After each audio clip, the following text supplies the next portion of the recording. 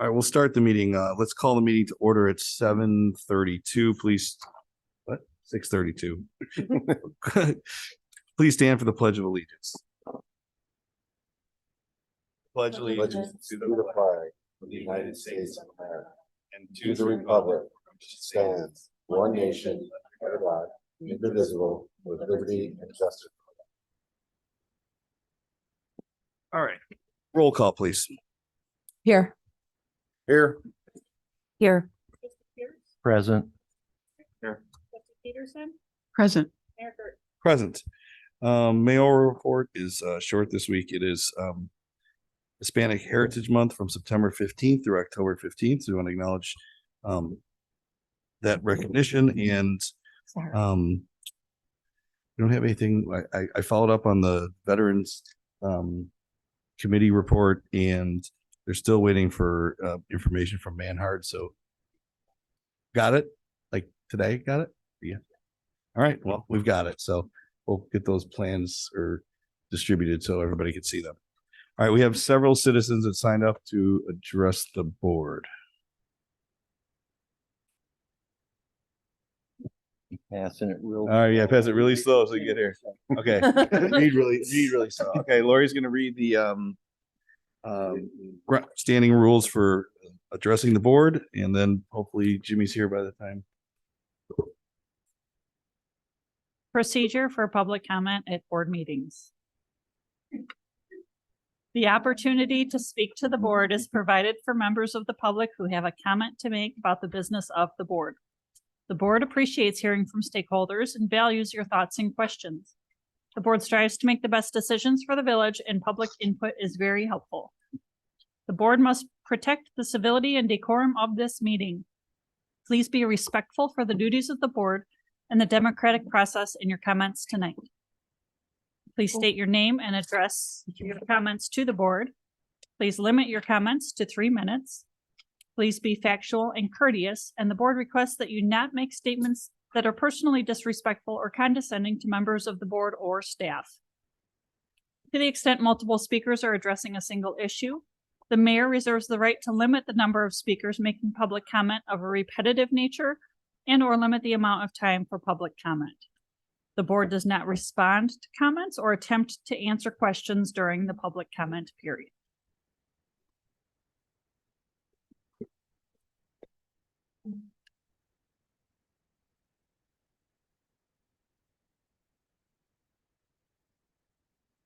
Oh yeah.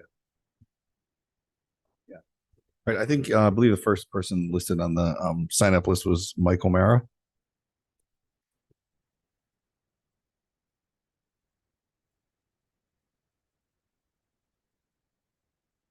Hello, my name is Michael Mara. I'm at 114 Oakwood. And I'm just here to ask for a waiver of fees for a permit in regards to 23372 West Zellinger, which is our boat and pier area.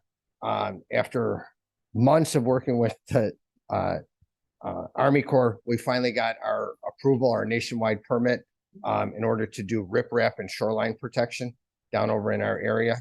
And we got a permit that was turned in actually to Dennis and whatnot to do 188 feet of gravel and riprap in order to protect our shoreline and fishing and pier area. So we'd just like to file for a village permit in order to do that. And we're just asking the board to waive any fees.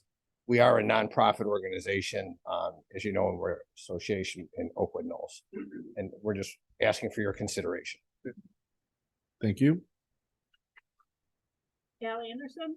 Can I just wait till the item comes up that I want to talk about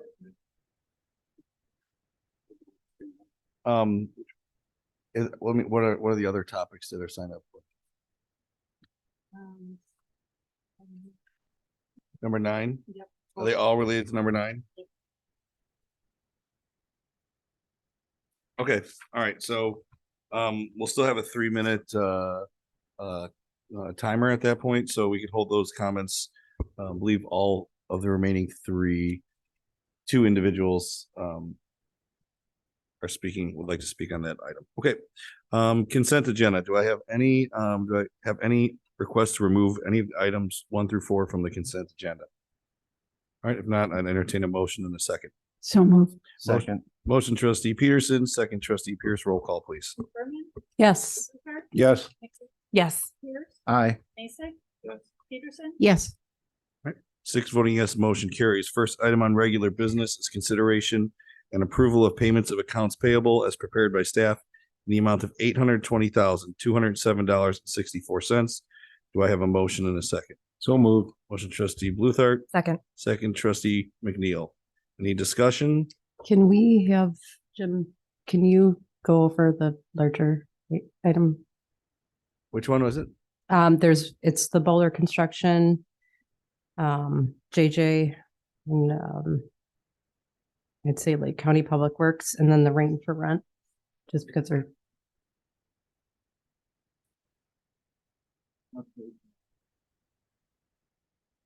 Pages on it.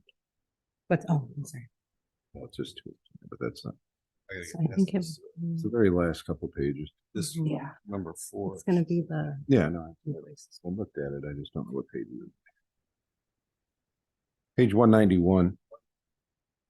171 is where it starts. You say 191. 191 is the. That anything over 10,000? Yeah, that's the 190. Yeah. Or 190, I should.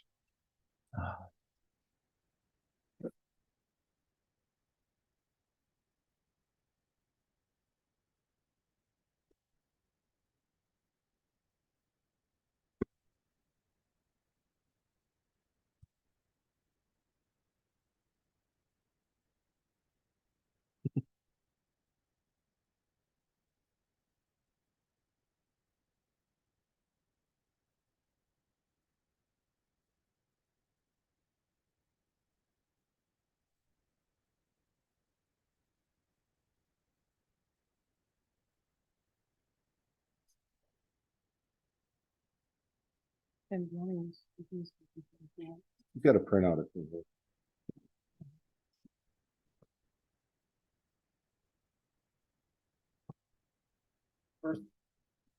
The first pay application from Bowler was received for $259,524.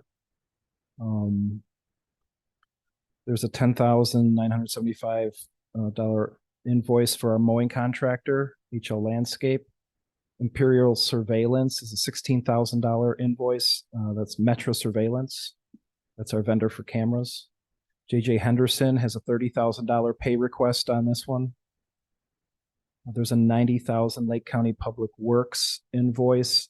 That's for treatment of sewer treatment east of Deep Lake Road in the Newman, Clublands, and Red Wing subdivisions. Our legal counsel's invoices on there for $10,000.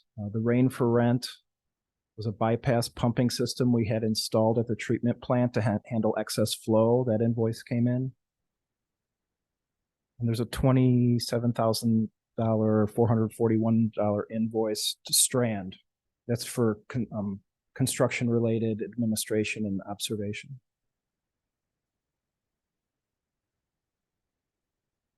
Any other questions about those items? This is Metro's train station.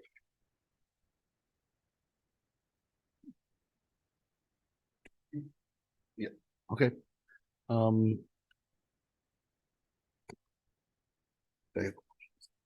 Yeah, all right, roll call, please. Berman, Yes. Luther, Yes. McNeil. Yes. Pierce, Aye. Mason. Yes. Peterson, Yes. 6 voting yes, motion carries. Next item is consideration and approval of a resolution granting a request to dedicate a park bench to the Antioch Lions Club from the Antioch Garden Club. Resolution number 23-63. Do I have a motion and a second? So moved. Motion Second. trustee Berman, second trustee Masek. Any discussion about this item? Roll call, please. Berman, Yes. Luther, Yes. McNeil. Yes. Pierce, Aye. Mason, Yes. Peterson, Yes. 6 voting yes, motion carries. Next item on the agenda is item number 7. Your Consideration. Honor? Yep. Could we pull this from the agenda? Do you mean to table it, trustee? I apologize. You said, Yeah, table it. Yeah, you just need a motion to second. The motion to table is not a debatable motion. I second. Motion trustee Peterson, second trustee Masek. Roll call, please. Berman, When the board has, No, it's not. Just debatable, but clarifying just when make she- it specific on it. Specific, yeah. okay, when the board has sufficient information about what is going to be sold. Then would we say no later than October 25th? Would you be okay with that, trustee? Okay, right for right now, yeah. Okay, excellent. Right. Yep, I have a motion, a second, roll call. Berman, Yes. Luther, Yes. McNeil. Yes. Pierce, Aye. Mason, Yes. Peterson, Yes. 6 voting yes, motion carries. All right, I have not received it personally, but I know the trustees received a handout from a citizen email. You guys, you're referring to the letter? Yeah. Okay.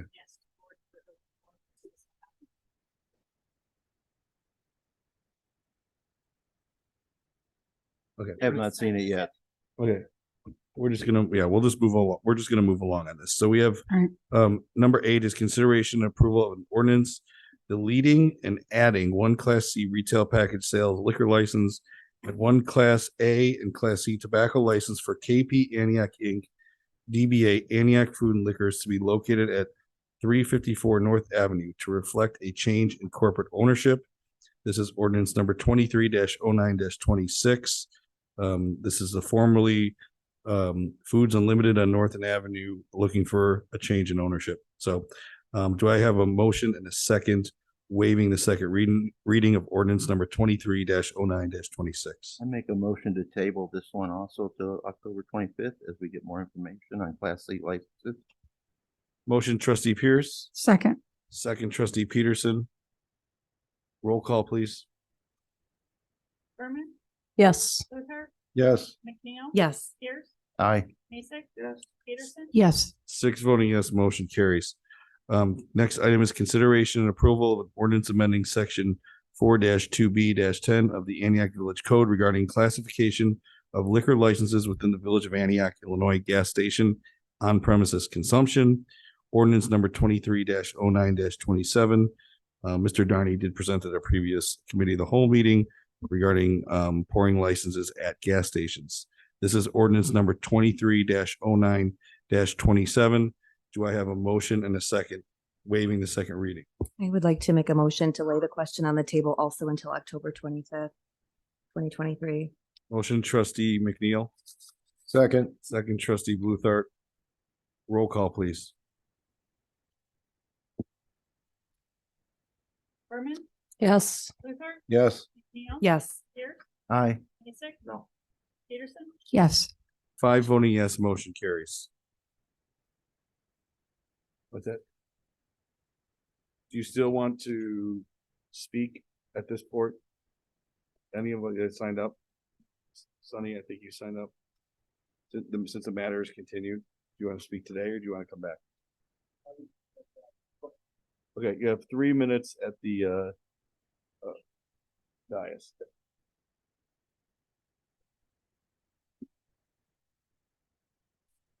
Thank you for everyone for having me, but I just want to, Just speak in because the people on Zoom. okay. Okay. All right, I just wanted to, make my statement that,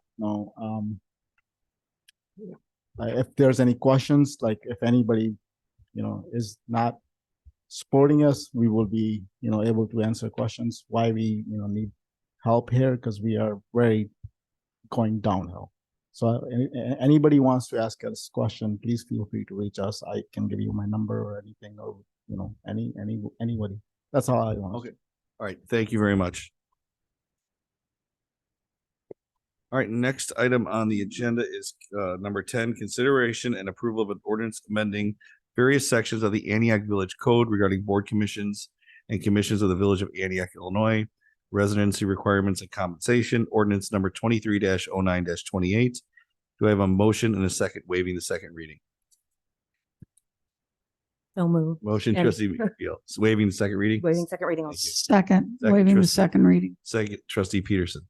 I think we've discussed this at Cow, so a roll call, please. Question, forget it.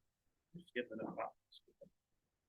I just have a quick question. Yeah, go ahead, ask your question. Yep. In the amendment, I saw that, because it stated that this is for board, commission, and committees.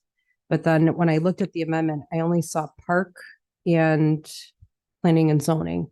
But now I wasn't sure if this was part of that or not, but is the Veterans Memorial Committee, is that also part of that?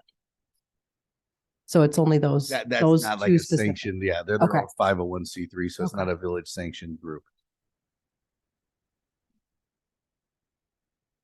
Ed, do you have a question? Yeah, so just so everybody knows, by making this decision, which I'm not in favor of, you're gonna remove a veteran that served multiple tours of duty off the Parks Committee.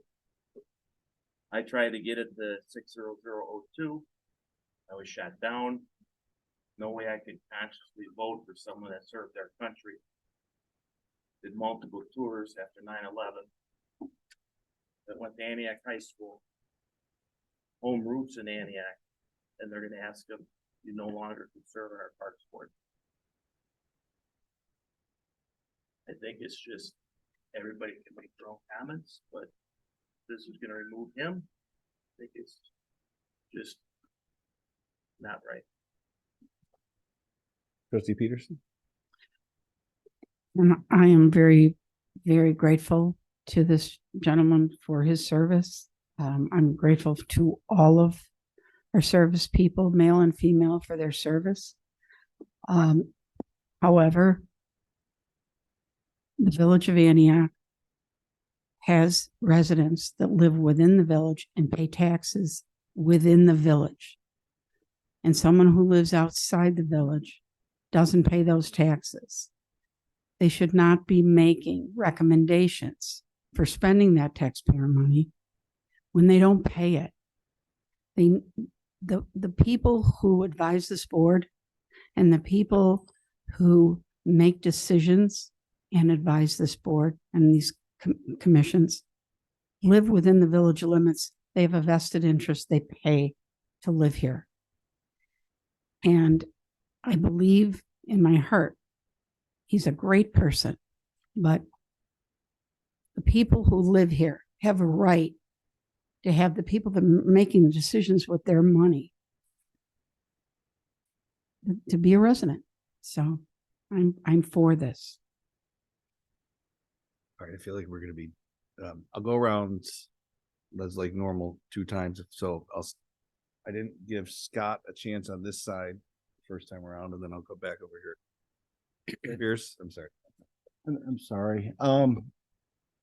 I just want to say, I understand, trustee Masic's feelings, but as a veteran myself, I don't base my decisions upon whether I'm a veteran or not. I mean, I use it as a extra, point of pride in what my service to my country. And I know I did not serve to the level of prestige and honor that, Mr. Heddick did that you're talking about.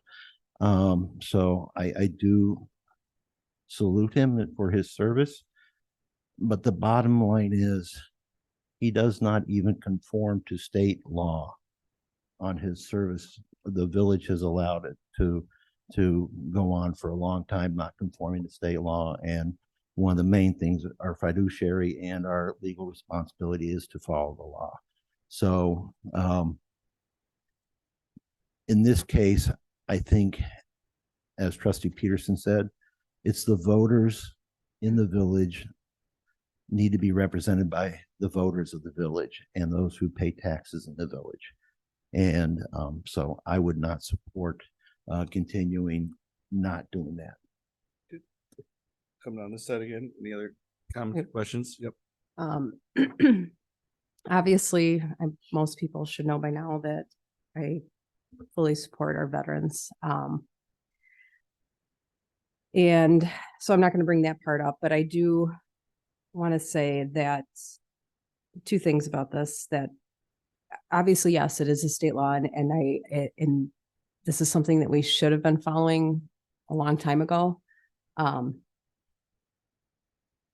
Which the timing just seems a little off to me. And Mr. Heddick, I do feel that we are going to feel a hard hit not having him, because even aside from being a veteran, Paul did a ton for the Parks Department. He was there at the events. He was there during 4th of July parade. He was there. And now we're going to have to find somebody else to make sure that that's filled in to take over once this takes effect, everything that Paul did. So that's all I'm going to say. Anything else on this end? I'd just like to echo, I think Trustee Peterson worded it almost identically to the way I would have worded it. And when I look at this ordinance, it was something that I paid attention to when I first was elected to this board, and something that didn't seem right, that I thought it should always be residents that impact these boards, especially paid boards and those that impact the tax dollars being spent. It's not about, to me, it's not about an individual. It's about what I think is right. I'm sorry that individuals are being impacted by this, but in Mr. Heddich, Colonel Heddich's role, you know, I was not a member of the board when he was put on the Park Commission and didn't meet the requirements at that time. And I would just ask that as we move forward on this, that all appointments to any board get verified to make sure they do meet these requirements moving forward, so we don't get put in a position where we are today. That's all I have at this time. Just one more. Yeah, here. sure. And I apologize, I'm gonna embarrass you, Mr. Scarpelli, because I asked that an exception to the rule, not only for the gentleman I was referring to, but you were once served the committee. And I said, people of business have a, as an interest in our town, and they should be allowed just as any resident, because you pay taxes just like anybody else. You can't vote. That was you don't vote. That's what they said. But in sense, you spend more money, you give more money, you pay for it, just like anybody else. So I apologize for using your name, but it was in good faith. Just like this other gentleman, you wanted to serve on a committee as busy as you are. I don't think it's, I don't think it's, if you had great ideas, I think the village would be foolish not to accept your great ideas for what you put together over there. And that's what I said. We should look at different avenues. That's why I couldn't support this whole avenue. It's not one individual. It's the whole concept of the plan. So hats off to you too. All right. Thank you. I think we're ready for a roll call. Roll call, please. Berman, Yes. Hoover, Yes. Yes. Pierce, Yes. Mason, No, Peterson, Yes. 5 voting yes, motion carries. Last item on the regular business agenda is consideration and approval of an ordinance amending section 1-4-6 of the Antioch Village Code regarding electronic attendance at meetings for the Village of Antioch, ordinance number 23-09-29. Again, this is for refresh your memories. This is the state statute change allowing for remote attendance for childcare issues, complications. So do I have a motion and a second waiving the second reading? So moved, waiving the second reading. Motion Second, trustee waive the Bluthart, second reading. second trustee Pierce. Roll call, please. Berman, Yes. Yes. Yes. Pierce, Aye. Mason, yes, Peterson, Yes. 6 voting yes, motion carries. Administrators report. Thank you. So work continues across the street on our open space project. They've made a lot of progress over the last few weeks. The channel is primarily excavated at this point. Work will start bringing in cranes and start pile driving for the structures. Supposedly next week is what I'm being told. The rain held them up a little bit. The site was inundated. We did have a visit from SMC and the Army Corps of Engineers. But we've made sure that we're doing everything we can to protect the creek and protect downstream, and not too serious on that aspect. But Mark Searle later this evening in the committee of the whole is going to show you a proposed change, which you can weigh in on. I do know of a couple of changes coming. One would be for some rather large foundation removal that was unanticipated. Those have not been submitted by the contractor yet. There's probably going to be a change request for some additional contaminated soil. They've run into some stuff that has to leave the site and go as non-special waste to a different landfill. That's not been quantified either yet, but those two things, I just want to put it on your radars, are probably coming to this board in the form of a change order. We continue to seek ways to find credits. We did find a rather large one on Depot Street, as I reported to you. It will eventually make it here. But I'm pretty satisfied with the progress we've seen so far. And if there are any questions about what is happening across the street, I would be happy to answer any questions. Questions? Is the silt running into the sawmill? Cause that's turning into an island. I think in the past, the majority of what you're seeing was probably when the sinkhole was active.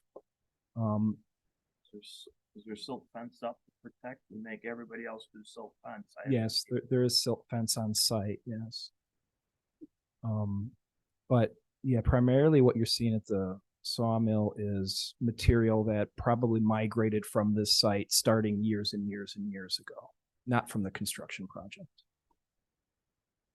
I think that is a separate project, though. It's it needs to walk across it first frost. It obviously needs to be dredged. So on to the clarifier project, work continues on that. We're waiting to get the final breaks, the 56-day breaks, to see what the final strength of the concrete is. Every indication is, though, the concrete does not need to be removed, and it's going to meet the design intent. That analysis is happening now. I removed the concrete pay item from the invoice, so the $30,000 invoice we paid did not contain any concrete. So we're still analyzing that, but every indication I'm getting from the civil engineers is it's not something that's going to warrant a removal or replacement or anything like that. The equipment has been is being installed. They were there today. As I reported, there was some damage to a drive unit that had to be reworked. That has happened, and that work is being installed. And the next thing is they have to spin the equipment to basically smooth out the grout layer. A grout layer is going to go on the bottom of this thing. So we're hoping that happens next week, and the tank can go online in early October. That's what we're shooting for. Some good news. Lake County has submitted plans for the crossing on North Avenue. We're being told that we're at this point, we are not being asked to contribute any dollars. As you know, we had budgeted to do some work up there for our quiet zone. In the meantime, Canadian National reworked that crossing, and it set off a chain of events where there's more extensive works that need to happen to correct, get that crossing smoother, correct some drainage problems, some slope problems, and at the same time, they're going to make the improvements that we were scheduled to make. So that's I would say, a win. Trustee Pierce? I just want to say on that issue, Trustee Bluthart and myself met with the ICC, the Illinois Commerce Commission railroad individuals on Friday, and we had a lengthy discussion about North Avenue and a few other spots.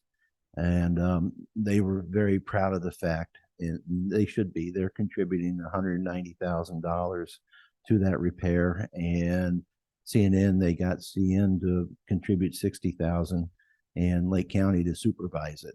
So it's a win for us. It is. I don't have anything else that I was going to report on tonight, but if there's any other questions that you have on any other item. Can you give us an update on the road program because I noticed they're cutting curbs on like Anita and they got signs up in Oakwood Knolls and other. Am I stealing Denny's thunder? Denny, is that your report? Okay. Never mind. I'm sorry. We'll let I him thought that was deliver the the report. business. I'll let him have that. Anything else? Always. All right, thank you. Village clerk, any report?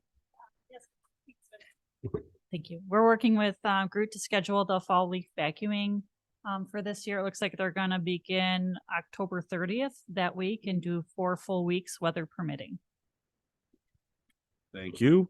Department reports, Jim Moran with communications report. Good evening. I'll be quick. First of all, I was at the IML conference with several of my colleagues and trustees last week. The conference is a great opportunity to learn new things. There's some good seminars, also reaffirm some of the stuff that we've been doing, especially for me with communications, reaffirming some of the stuff that we've been doing, that we're right on track with that. Earlier in the month, we also had a chance to attend a workshop and a luncheon with Visit Lake County, our Convention and Visitors Bureau. And it's always great to learn new ways to utilize our relationship with Visit Lake County. This past weekend, the village held our 3rd wine walk of the year. I'm not going to steal Mary's thunder, but it was a really great event. From the communications aspect, it's a great opportunity to showcase our village to people outside of the village about Antioch being a great place to shop, and some of the advertising and the partnership we have with Star Radio really is a good opportunity that we're able to showcase our village to literally hundreds of thousands of people in the northern Chicago area. Other stuff coming up on your radar, October 6th and 7th is the Vintage Shop Hop. That's something twice a year. It's usually about 78 shops in town participate in this event. It's 400 or so vintage and antique shops in northern Illinois and southern Wisconsin participate in this 2-day event. We see about 400 or so people come to our town over 2 days to shop for this. So it's something I like to promote, and it's a good opportunity to promote our village to people from outside of the village. Also, we have ghost tours. I know Mark has been working on ghost tours coming up next month. We've been promoting that. And also looking ahead, obviously the Christmas parade is already getting a lot of chatter on Facebook. It's nice to see that. Then right after that is Small Business Saturday. So any questions? All right, thank you. Thank you. Thank you. Parks Director Mary Quilty is next. Thank you so much. Good evening. The wine walk we did have this weekend, as Jim said, we had over 600 participants with 30 businesses participating. It was a great day for everyone to be sipping wine and shopping. And our goal is for our next one, our winter one, which is usually the most well attended. We're hoping to get 750 participants. So it will be a busy downtown for us, which is a great thing. In the Parks Department, we have some great new programs coming this fall for our youth. We new to this, our department is STEM classes, dance classes, babysitters training, and some fun after school activities like pumpkin carving, cake decorating, and crafting.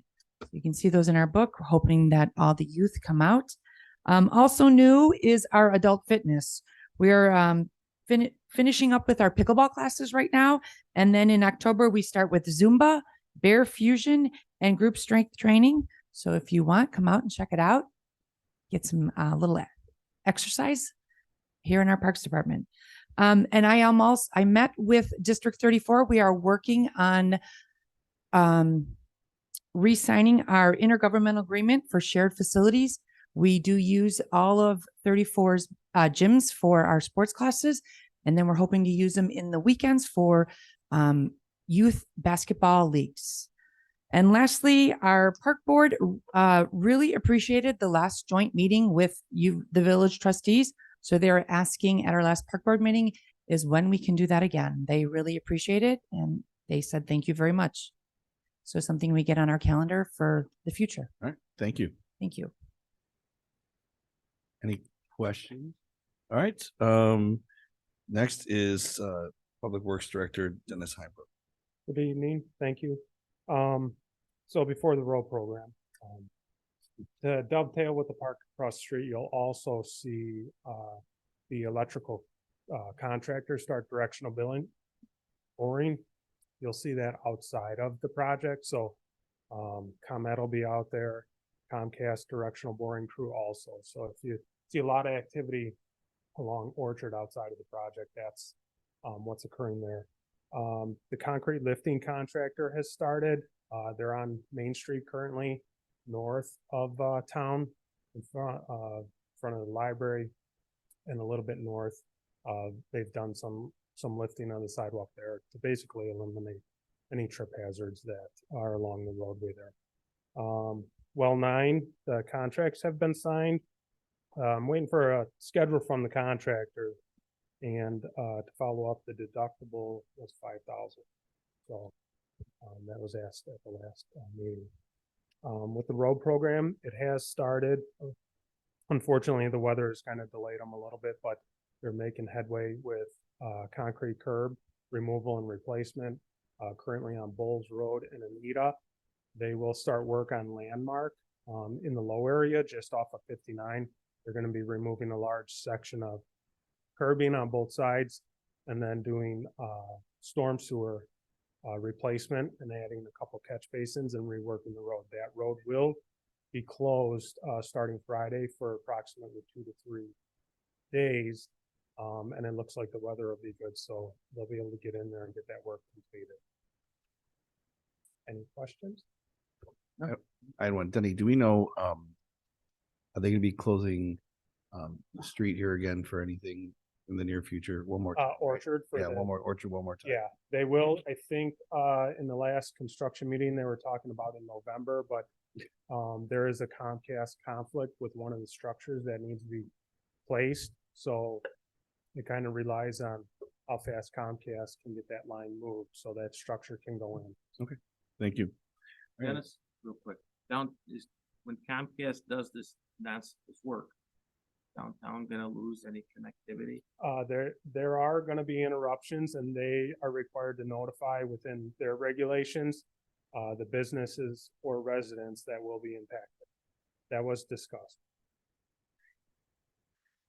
Because we don't control when they're going to make that switch over, so all the responsibility relies on Comcast or their contractor. Who could be down a day? I don't know for sure.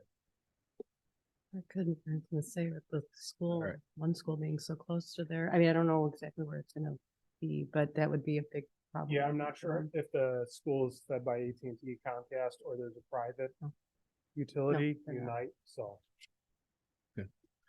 Thank you. Any trustee reports? Just had a quick comment. Yep. I just wanted to thank the village for the opportunity to attend the Illinois Municipal League. I know Trustee Bluthart was there, Trustee Pierce, and I learned a lot of information. It was a great event. And then I just wanted to share one of the things they expressed in one of the sessions that I went to, which I know we all kind of attended different ones, was maybe just needing to finalize our vacation plans with that upcoming law that takes effect in 2024. So just something on the horizon for the board. Oh, perfect. So you already the pay for all, Yeah, and, pay for all workers act. So they just said it's kind of important to get vacation time down because there could be overlaps. And then I went to the Highland Park emergency one too, and I talked to Mark Searle about that too, about just making sure we all have each other's contact numbers and some just helpful things. Maybe the village already has established. I just don't know. It's maybe a good refresher just to run through. They said it was helpful to have even like spouses' contact information and figuring out where you're going to have your different centers and media should we ever face, hopefully not an emergency. But I just wanted to say thank you because it was a great event and I learned a lot. Just as a comment on the Paid Leave Act, I'm one of the directors on the Lake County Municipal League, and all the municipal leagues have signed off a request at the next session to have municipalities removed or exempted from the Paid Leave Act, since it's already generally covered under our current policies. So I'll keep you informed if that changes. Okay, that's good because there was some conflicting information from the different speakers. Anything else? Trustee Pierce? Just real quickly, a couple weeks ago, I think I asked about the bright white lights at the high school. As a follow-up to that, they still appear to be bright white when you drive by at night. But as I'm driving around, I tend to notice that there's a lot of our businesses and sites that don't conform to our existing sign code. And I'm wondering if the code enforcement officer is going to be reviewing that. I mean, I see a bunch of flappy signs. There's one business that's got a billboard right next to him. He's got signs all over his building listing his pizza sales. There's another another site that has bright white LED signs in their window advertising their product. I'm just wondering if the code enforcement officer is going to be reviewing our sign code, and we're going to start enforcing it, because I have a feeling some of our stuff is not being enforced, and it's becoming a wild west out there with sign. Yeah, he has reviewed the sign code, and he has begun that work. He's compiling lists and visiting businesses, and he will try to get compliance on those items as best he can. Thank you. Thank you. Anything else from the trustees? All right, if not, I'd entertain a motion to adjourn the regular business meeting. So moved. Motion trustee Peterson, Second. second trustee Berman, roll call, please. Berman, Yes. Yes. Yes. Aye. No. Abstain. Peterson, Yes. 5 voting yes, motion carries. Meeting adjourned at 7:13. We'll reconvene at 7:20 for the committee of the whole meeting. Purposes. All right, call the meeting to order. On my agenda, 7:24. This is the committee of the whole meeting. Roll call, please. Here. Here. trustee McNeil. Here. Trustee Pierce, I'm here. trustee Mason. Here. Trustee Peterson, Here. Mayor Gurke. Present. Nothing on the mayoral reports. We already had the citizens wishing to address the board. So on to the regular business, which item number 1 is approval of the August 23rd, 2023 and September 13th, 2023 committee of the whole meeting minutes as presented. Motion trustee Mason, I'm really confused when you say second. the second trustee Pierce. Roll call, please. Berman, Yes. Luther, Yes. McNeil, Yes. Pierce, Aye. Yes. Peterson, Yes. 6 voting yes, motion carries. Next item on the agenda is discussion regarding a site plan for a new auto sales and service facility for Raymond Kia of Antioch, located at the northwest corner of Illinois Route 173 and Brown Avenue. I have Director Michael Garrigan. Yes, thank you, Your Honor. Yes, thank you. This matter comes before you this evening for introduction for a new major new commercial project. The Kia dealership, as you well know, Kia, the dealership has been in Village of Antioch for many, many years. They've been working with staff for almost a year about the potential expansion, and this proposed project is approximately a new 25,000 square foot Kia dealership, which will be the first phase of the Marketplace, or actually Brown LLC property. If you recall, that's approximately, there's 82 acres, just a little bit west of the Menard site. Mr. Scarpelli and his whole development team is proposing a new dealership, which again will be the first phase of this new master plan commercial mixed use project. So the applicant's coming before you this evening. If I can see this in regards to context, again, you all know the context. Obviously, Menards and Walmart is located to east of this site. The proposed site is approximately a little less than 7 acres. And the applicant is proposing approximately a 25,000 square foot new dealership on approximately 7 acres. So referring to the next slide, this is the actual site plan. There would be a new. Can you go back to the first slide you were just at, please? Yes. And go over there and show us which one of those squares you're talking about? Okay. Thank you. So we're working, as you know, as to my development reports, we're working with the overall developer for a new major new commercial development on the overall 82 acres of what was formerly known as the Marketplace property. I refer to it as a Brown LLC property because that's actually the legal name, but that owns the property now. And we work with that developer. So Mr. Scarpelli's proposed project, approximately 7 acres. There would be a full access, as you can see behind me, on 173 through Brown Road. We actually had a great meeting today with IDOT. IDOT has identified and generally consented to a full access point on Brown Road So the existing Brown Road will be completely reconstructed into a new 3-lane profile with a full intersection at 173. So that would be completed concurrent with this proposed development. So that was a very positive meeting we had with IDOT this morning, which was, allows Mr. Scarpelli in a new Kia dealership to proceed with this site. With respect to the overall site plans, you can see there's approximately, again, the buildings are approximately 25,000 square feet. There'll be approximately 400 parking spaces. The vast majority of those will be used for inventory on the site. Again, I've already identified there will be one full access point on Brown Road. That will be the main access into this overall development.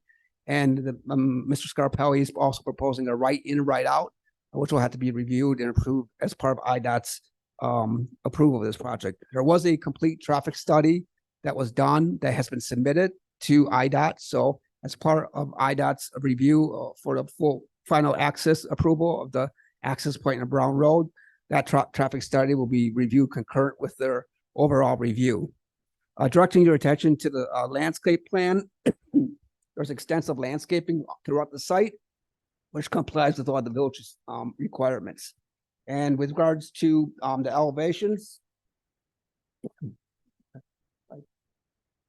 one more.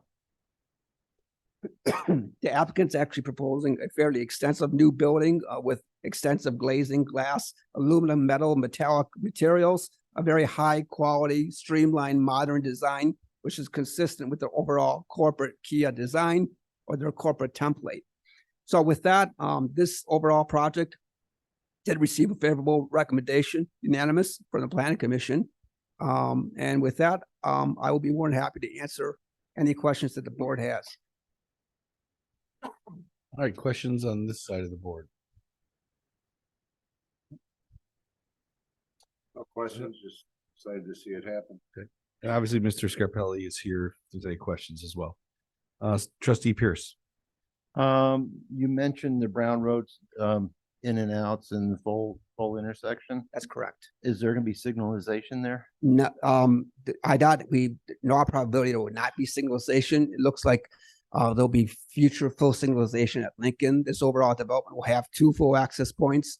There'll be one at Brown Road, as we discussed, and there'll also be a full access at Lincoln, existing Lincoln Avenue.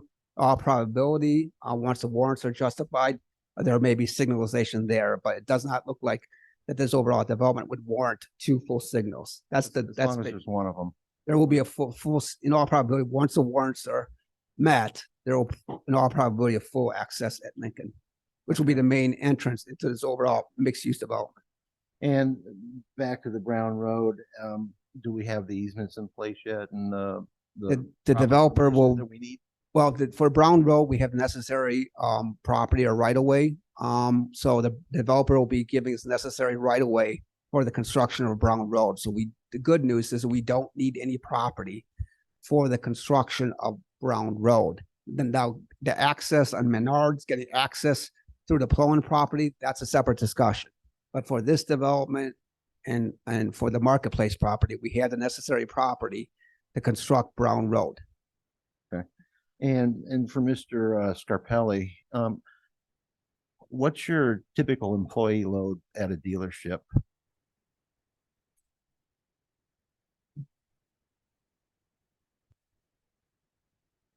Hello. So currently that Kia dealership has approximately 30 people at it that we have. So when we move on down the street, it will probably have 55, 70 employees there. Okay. So not only are we getting a nice, beautiful new car dealership, we're getting more employees working, and that's the intent. And an improvement of that area over there. Very much. All right. Thank you. All right. Trustee Masek, just. So, Mike. This is gonna be a question. Is the road gonna be moved back to possibly Deep Lake Road to 35? Was that in discussion? To slow down traffic? So about not speeds Walmart Speedway? at Deep Lake Road? Yeah. That has not been discussed as part of this. I mean, that's something. So that's gotta be discussed, because that's gonna be a hazard looking at beautiful cars. You know, slow down to Stop and Shop. We can be Because more that's- happy. That's, I mean, you're gonna put some beautiful cars out there. People are gonna look, people aren't gonna pay attention. Hey, great new dealership. People are flying down 60 miles an hour. You're talking, I'm And sorry, you're now- talking about Route 173, correct? Route 173, Okay. correct, Yeah, okay. correct. People, you know, I'm sure Mr. Scarpelli would like people to slow down, look what's out there. Yeah, right. I mean, that's, as you well know, IDOT has jurisdiction over that completely, but we'd be more than happy to have that discussion. Because I think that's a very dangerous road, especially if you ever tried pulling out from Lincoln. Right. You could sit there for 20 minutes before you pull out from there. Right. So it's gonna get more hazardous. Right. When you have beautiful cars. Especially, I don't get how in this day's world, how you can finance what you're doing. So hats off that you're not up at 2 a.m, waking up going, oh geez, I am. Yeah, I can imagine. Thank you. Trustee Peterson. I have no comments, except I'm thrilled that you're doing this. If there's no other comments, I think the village attorney wants to maybe say something, but Very briefly, the infrastructure improvements will require tax increment, and so it is but for the TIF district that we are working out there is why we need this. I just want to make sure that we're very clear with regards to our but for testing and the fact that this project's coming in. Thank you all very much, and thank you, Mr. Chair. right. So we'll move this over to the consent agenda for the next board meeting, which is October 11th. That's correct. Okay, good guess. All right, so that's it. See you on the 11th if you choose to come to the meeting, but we'll have a vote that night. Thank you. Next item on the agenda is discussion regarding a site plan for 710 Anita Street. Again, Director Garrigan. Yes, thank you, Your Honor. This matter comes for you this evening for a site plan for the property commonly known as 710 Anita from Ash Pallet. As you all know, Ash Pallet Management is an existing manufacturing pallet company located in the village of Antioch. They own the property at 710. There is an existing light industrial building on the subject site.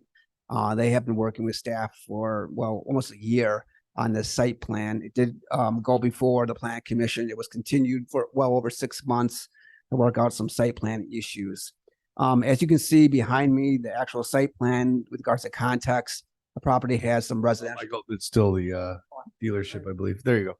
So behind me, you see that the property has multifamily in the Villages Park, which is right across the street.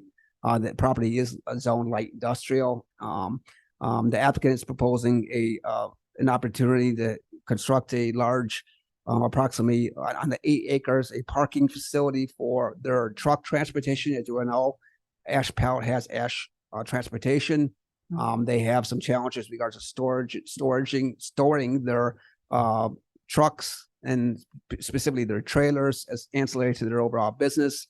So they're proposing to take this subject site and to construct a large parking area. As you can see in this overall proposed site, the vast majority of this property is existing wetlands. There's extensive limitations on this property with respect to how much of it can actually be developed. But there is a small portion that is high and dry that could be developed. And yes, you can see the applicant's proposing a proposal of a parking area for storing their truck trailers. There would just, as the plan shows, there would be approximately 48 spaces on this subject site. There would also be, for the record, a future maintenance building. Now, this maintenance building is not part and parcel of the site plan. They would have to come back for site plan review for this proposed building. But I just wanted to again reflect that there'll be a future building on the subject site. So the applicant is looking for approval this evening. Mr. Christensen and council are here. They'll be, excuse me, happy to answer any questions. With that, staff is just looking for any questions or discussions. Trustee Berman. Looking through this, I didn't see any traffic study. Is that correct? None. There is no traffic study. Okay. I do have concerns about traffic there, heavy traffic, especially with the trucks. And I'd like to make a motion to table this until we have that. I'll second the motion.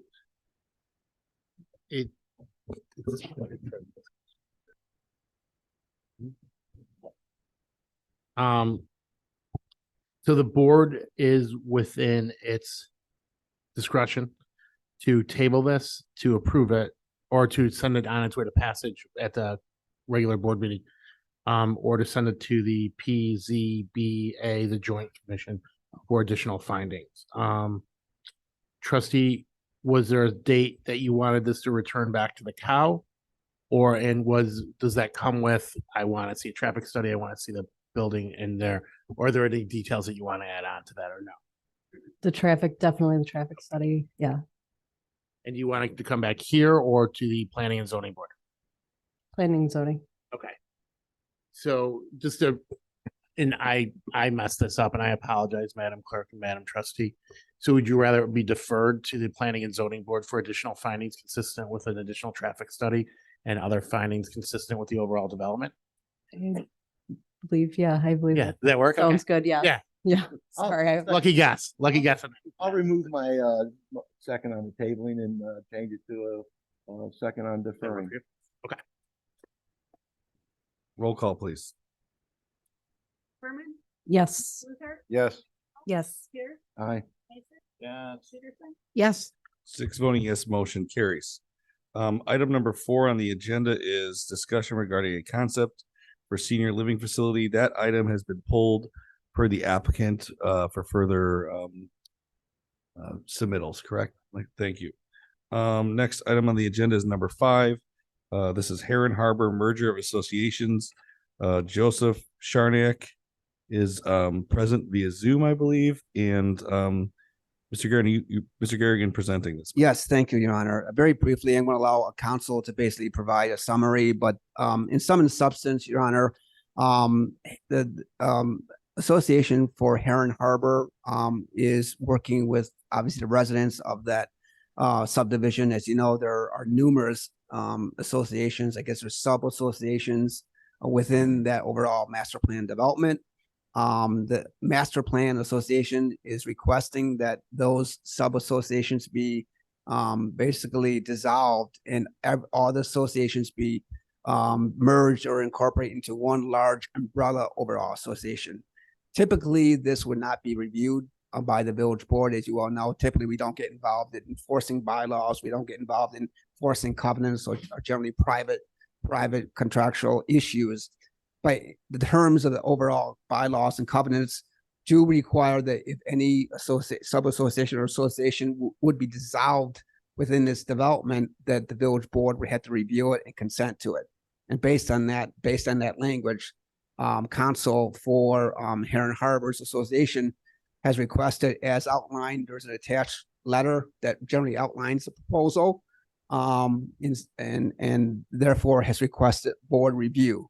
So this does require a village board review. It does require a village consent before this can happen. So at this point, I'm going to defer to counsel for the Heron Harbor Association to maybe kind of clarify and answer any specific questions that you may have as it relates to this proposed merger. So with that, I'm going to turn it over to the counsel. Sure. And yeah, let me just clarify when I stated that Mr. Sharniak was on the phone. I think I said from Heron Harbor, but that he is the attorney from the law firm of Kovach, Brennan Nesbitt. And I don't know if there are any questions directly yet. Oh, there's gonna be. I was gonna say I was maybe looking to the left here. Okay. All right, Mr. Sharniak, is there anything you want to add in addition to what Mr. Garrigan stated? A few points of clarification. There's actually 7 sub-associations that make up Huron Harbor. Only 6 of them are going to be part of this plan. There's numbers 1, 2, 3, 4, 5, 6, 7. Number 5 is not part of this plan, so that declaration would not be touched whatsoever. The other point is that we don't specifically need the village's consent to terminate the sub-association declarations. What is happening is that in those sub-association declarations, the village is granted certain easement rights and certain obligation, or not obligations, but benefits with respect to stormwater facilities and open spaces. Nobody in the association could do anything that affects stormwater or open spaces without the village's consent. Now, if we were to just dissolve the association and remove the declaration, those benefits for the village would disappear. So what we're proposing to do is take all the benefits for the village that are in the sub-association documents and put them into the master association document. So you won't be losing any benefits. It will just move from one document to another document, and all of your rights and benefits will remain preserved. They just won't be in the old documents. They'll be in a new document. Yeah, Mr. Shark, this is the mayor. Quick question. I see the letter and I understand what the plan is, but I think what I personally would like to see would be what the affected properties are, a list of the associations and what easements and common areas would be affected, because I don't know who owns what. Okay. All right. So that's, that I know, I get the concept. I would just like to know what facilities, and I don't know if staff knows which facilities that is. They're shaking their head no. Okay. I'll just go to Trustee Mason on this one. So I know he's. Here's I've lived in Heron Harbor almost 30 years, probably one of the longest residents. Kind of shocked that the association been going on a year, didn't include a trustee when this was going along. And the first time I heard about it was when I opened my board packet. So there's finances that go in where some of the units have more money than other units. So that's one part of finances. So other have more money than other units, and some units don't, and some people have bigger retention ponds, some units don't. Some people have more common area. I get what you're trying to do, but there's no finances that were given to anybody in the 7 units, and I get the condos are not a part of it, but I don't think anybody was informed of this thing through mail or any type of communication. And I'm certainly not going to go in my unit 7 to an open meeting, and I don't even know if it's violates the Open Meetings Act to go to someone's house, because I feel uncomfortable going to someone's house for a meeting. So I haven't ever attended a homeowners association meeting for that fact, because I feel uncomfortable going to someone's house. So don't know anything that's going on. I think the residents of all units are kind of misinformed at this part, especially finances, especially what easements are who and what amenities are who and what's being picked up, because some units claim we don't have anything. We pay $70 a year. And some people say, no, well, I pay $400 a year and I got nothing. So where's the equity? And some of the units have spent money for other things, saying we're not part of this, we're not this. So money's been flushed out. So I understand what you're trying to do, and I put it on Facebook for more folks to come down to the meeting, and I was blind saying you need to support this, and I said I can't support something I don't know about. So I don't know about it. So I'm sitting here as a board member, and I'm also sitting as a resident saying I don't know about it. I don't have enough information on it. And every resident of Heron Harbor should be scratching their head saying, well, what do you mean going to one unit? What does this mean for me? What does this mean? Because different units, and if you look throughout the community, you're looking at different rules. So some people we're supposed to only have a certain height fence. Well, some units have different height fence and some have different architectural values. And what type of values are we going to adopt? We're going to adopt unit 1's values, or we're going to adopt unit 7 values. So I don't think that's been brought to the attention with the attorneys, because nobody's speaking what architectural values are going to do. And as far as the management company, that management company, I'm going to throw them out from the dais because I've got the power of the mic right now. They're supposed to be going through our communities and making it a lovely place to live. And I don't think we're getting the bang for our buck, because there's still trailers in our backyards that people do, and they're not supposed to do it. So I'm kind of babbling on right now, but that's the part of where do we go, and are we going to allow trailers being parked in backyards, and we're going to have this or that, or we're going to have lettered trucks in our parking lots what architectural values are gonna be adopted. So I think there's a lot of work by the attorneys to let the residents know, and what percentage of vote to do this is required in every unit. And I know which attorney wrote this thing that made it all messed up, and I'm not gonna mention the name. But this wouldn't be, I think this would be a better program if it wasn't messed up at the beginning 30 years ago. So that's what I want to say, and more information's got to be given to the residents before this. I don't even understand why it's even at this level. So if I could clarify for you, the reason we're coming to the board now is because if the board is not even interested in this or will not even preliminarily agree to it, this thing doesn't go any further. So before we spend the time and the money to put together a proposal and go to the unit owners and discuss all those points that you just raised, which are all very good points and very appropriate for a meeting between the homeowners association, we need to understand that the village board would be in agreement with this proposal if everything else lined up. If the village board is never going to agree to this proposal, then we can't move forward, because we would spend tens of thousands of dollars drafting documents for no purpose whatsoever. So what we're coming to tonight is to say, this is what we're planning on doing. If we do things the right way and we preserve your rights and everything is the same as it is now, it just happens to be found in a different document, will you sign off on it? And so we're looking for a preliminary answer before we spend time and money for no purpose whatsoever. But my point to you is no homeowner knows what rights you're trying to preserve. And they will. We will get to that, but we have not even. How can the board say we want to move forward with it when no homeowner knows what you're trying to do? We're not asking the board to move forward with the plan. All right. Okay. Trustee Pierce had his hand up, and then I see Trustee McNeil. I'll give everybody a chance. Trustee Pierce.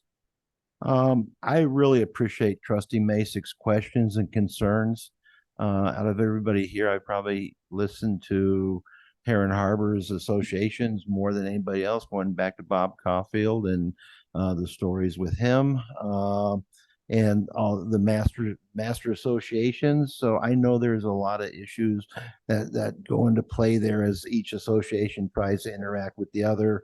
And as you stated, there's one association that is not joining this plan, which I had hoped if this came forward that they were part of this, where everything was calm and everybody was fairly treated exactly the same over there.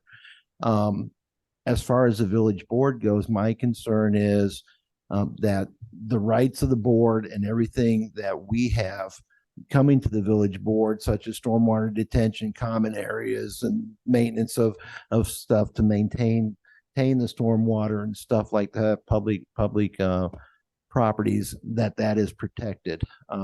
And then if the residents and this attorney and everybody come to us and say, this is what we've put together, this is our plan, this is how everybody's going to be treated, this is what everybody's going to pay, as Trustee Masick is saying, then I'd be willing to consider moving forward, because I haven't met anybody on this village board in all my years that has ever told, mostly for the most part, associations to go pack sand.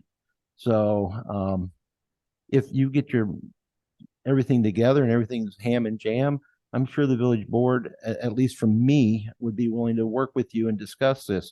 But at this point, it's like somebody just cracked open an egg and wanted to tell us they're going to bake a cake, and I don't even know what type of cake it's going to be.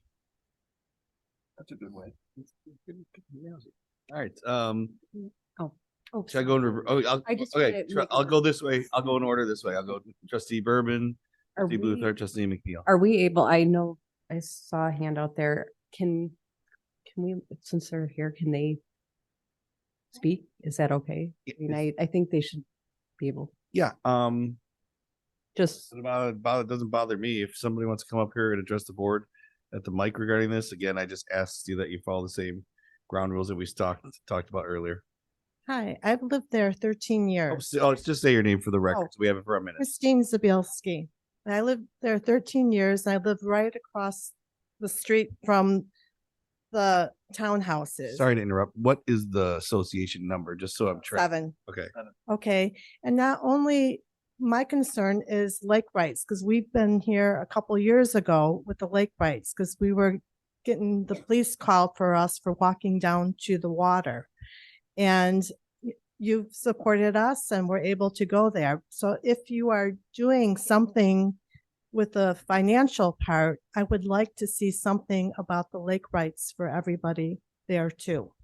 All right, thank you. And that's all I got to say. Thank you. Hi. Thank you. I'm Beth Anders, Association number, yep. 4, and I'm on the board. And which, I know she gave us kind of geographically where that was. Where is, association? Woodridge Drive. Okay. We were notified on Monday that this was going to be on the agenda. We have seen no paperwork, no agenda, no documentation. And I'm speaking for myself here. I feel it was a little underhanded for them to come spend time on the board without notifying the other board presidents that they were coming today and not giving us documentation before the meeting. That's Right, all. thank you. Thank you. Trustee Berman, was that it for your That's- questions? yeah, All right, I just wanted Trustee Bluthart? My questions Thank you. for Mr. Vaselli. What exactly and is our responsibility as a village in regards to this merger? It's an excellent question, trustee. I have not seen the CCRs. I assume counsel who's on the line right now did not draft them, that they were drafted by a different attorney. Sometimes villages have different rights that was stated before, such as easement rights. Sometimes when there's an annexation agreement involved, there's an SSA right or other rights with regards to the use or emergency cure and prevention of other aspects of things that could go wrong for these. It's impossible, and the mayor raised an excellent point. It's impossible for any attorney to review this with this letter, which is a well-drafted letter, but without a geographic, like a map that shows where the changes are. And what would be ideal is a listing of what the changes would call out, like this is how it is and this is how it'll change going forward. As I always say, only a lawyer can answer a question that's a yes or no or a one-sentence answer with 2 or 3 paragraphs. So yes, we do have, oftentimes municipalities are necessary signatories to CCRs. If it's part of a PUD and it's required that there's CCRs as part of that PUD, they would need to go back through planning and zoning. And then it would be beneficial to see what those changes were laid out, to be able to advise on that better. Is that fair? Yeah. Yeah, it's kind of And Trustee helpful. I mean, it's and I don't know. I just one thing I heard the attorney say, and for clarification, which may answer your question, it sounded like is there some condition precedent where any merger of the associations was required village approval? That's kind of what I thought I heard him say early in the presentation. Is that my understanding? Sorry, Mr. Sharnak, is it a condition precedent for the merger that the village approve it? It's not, no, the village does not need to approve the merger. The merger cannot happen unless you agree that we can withdraw the individual declarations. So you're right. Is that in the recorded document? Excuse me? Is that in one of the recorded documents? It's in every one of the sub-association documents that your rights can never be disturbed. Okay, all right. So we're asking if you would consent to your rights being moved from one document to a different document. Okay, Trustee Bluthart? Yeah. I guess my biggest concern is not knowing what, because as a trustee, we want them to be able to control their own association. So without knowing if the people there even want this, it's hard for me to say I'd support it or not. I mean, I think it seems like we're putting us before the actual residents, where it's the residents need to tell us in that association whether they want this merger before we should listen. You know, I'm kind of thinking this is reversed, where we're being asked to approve or agree to something before we even know if the residents in these associations want this merger. So that's all. Trustee McNeil?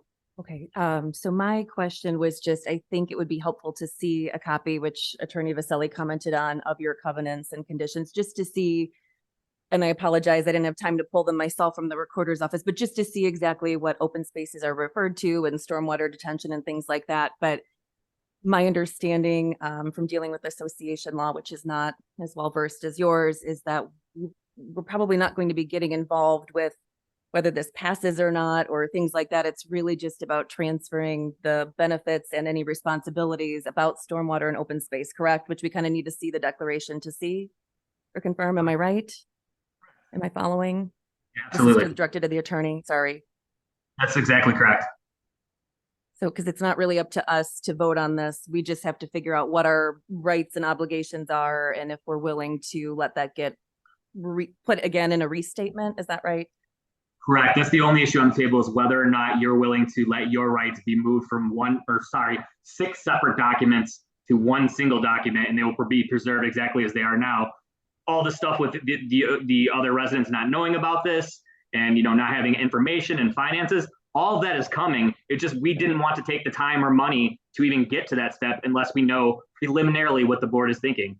It's a very expensive endeavor to do this, and we didn't want to go any further without knowing your position.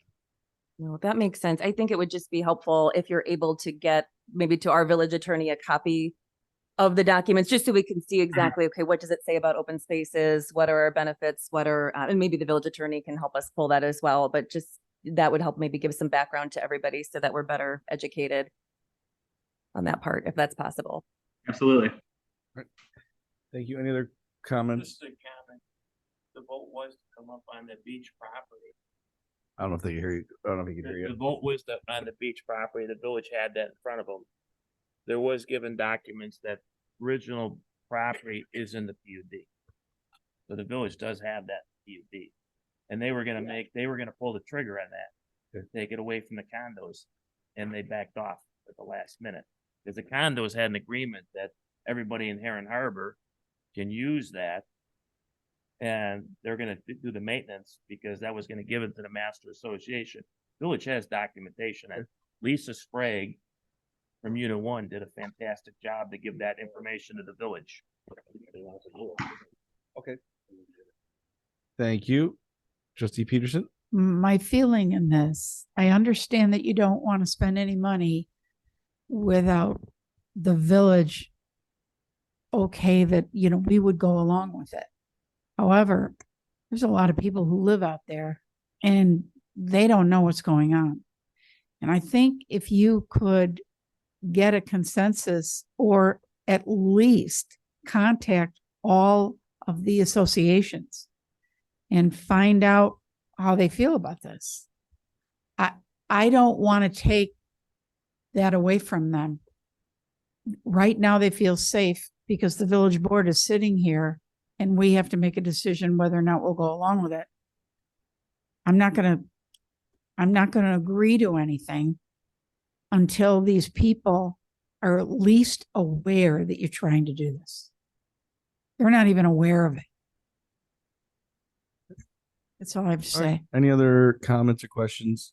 So I think obviously it doesn't need to move to a regular business meeting. I think there's background information, including plats of subdivisions, PUDs, other things that need to be collected and reviewed by the board. And then not that this would probably then be put on another COW meeting at some later date. Yeah, everything's safer with Schaefer. All right. All right. Thank you very much, Mr. Sharnak, for your time. All right. Next item on the agenda is Northbridge Church Conservation Easement Agreement. I believe Mr. Vaselli, Mr. Searle, we're going to discuss this item regarding the conservation easement agreement for the new church park, correct? Yeah. So the request was made from Northbridge Church to allow the village to make this an affiliated park, meaning that it would be a park that we would put on our map in town, saying that this is a park that our community could use. It is a community-based park.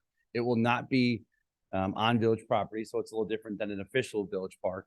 But having an affiliated park, it is a full inclusive park. As part of that agreement, they would allow an easement, which has already been drawn up. It's in your packets on, I think, page 322, to show what that easement would be. Now, it's to the far east of the property. It's there theoretically, just so that we always have easement to be able to get people into the park. They would still come in through the normal parking lot, but it was expressed by the church that this is meant to be a community park, not to be a park for only the church-going residents. So the request was made to make this an affiliated park, and that was, we're looking for consideration from the board to allow that agreement in there. So if there's any questions, or I can explain on that part of it, but it's really the church would own the property, they would maintain the property, they would have insurance on the property. There'd be no responsibility from the village whatsoever. It would just be the ability to use this as a community park for the community that the taxpayers do not fund. I have a question. So I see the hold harmless language in there saying that if anybody got hurt, it's paragraph 8. And so my following question is, does that also include that the village would be named additional insured on a insurance policy for that? Okay. Yeah. Thanks for catching that. I'm like shocked. I was just waiting for Ed to do that. What's that? Yeah, primary non-contributory. Thank you. All right, thank you. All right. Mr. Vasselli, I think you answered that. Yeah, so and the village is now, every contract we review, when we get a certificate of insurance, we ensure that it is primary and non-contributory in nature. The last agreement that we wrote actually had primary and non-contributory in nature in there. So thank you, board, for that feedback. It is a very preliminary agreement. There are still some documents that need to be prepared by the grantor. There is a statutory provision because most easement agreements have a beneficiary. This is but the benefit, as Mr. Searle very artfully said, is the general community to be able to use this piece of property for perpetuity for the playground purposes. That's depicted on what I believe is either Exhibit A or D. Actually, it's Exhibit D. And then Exhibit A is the pre-annexation agreement that was entered into on or about. It's Mine are all blank. I will get to that. The pre-annexation agreement that was entered into on or about, I believe, 2001 for the property. If you look at the exhibits are listed in number, and then if you look at 2015 was the pre-annexation agreement. The exhibits are all after that. So if you look at Exhibit D, including a certified copy of the ordinance, and then the depiction on there. There are still additional documents that need to be worked out, and the grantor obviously will need to sign off on the easement that they are granting to us, or actually to the communal us for the use of this property. It is a often used mechanical device for lawyers to have a conservation easement for the benefit of the community, but it is one that would work here, and it allows us to get around the issue that there's not one single beneficiary. It would be for perpetuity, and it would last beyond if the church sold or just ceased to be in operations. This would remain for the protection of the children and the seniors that would be using this park. Questions, comments about this? Scott or Trustee Pierce? Sorry. The only question I have is parking. The easement doesn't cover the parking, does it? The easement does not cover the parking. I believe there is a provision in the easement, unless I'm mistaken, which I am often, that they need to adhere to all necessary laws for the state of Illinois, or the village. But the easement really only, because it's the nature of it is a conservation easement, meaning that public benefit, the ethereal benefit for the ethereal public, that they're going to be able to use this, wouldn't go into the parking areas of it. Does that make sense? It's like a wetland easement where you could come and watch ducks, for example, and it'll always be there forever. That makes sense to me, and I know the church themselves would never block somebody from parking there, but as you mentioned, at some point if the church was no longer in existence, then we would just have that conservation area.